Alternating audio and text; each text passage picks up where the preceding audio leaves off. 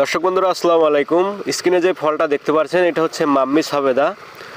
ছোট গাছ থেকে ফল সংগ্রহ করা যায় এবং এক একটা ফলের ওজন হয়ে থাকে 2.5 থেকে 3 কেজি ওজনের। আপনারা দেখতে পাচ্ছেন এবং এর ভেতরে কালারটা দেখেন কি অসাধারণ একটা কালার।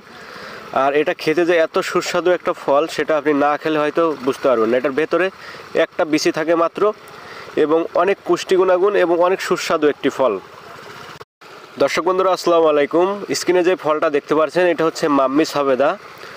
ছোট গাছ থেকে ফল সংগ্রহ করা যায় এবং এক একটা ফলের ওজন হয়ে থাকে 2.5 থেকে 3 কেজি ওজনের। আপনারা দেখতে পাচ্ছেন এবং এর ভেতরে কালারটা দেখেন কি অসাধারণ একটা কালার।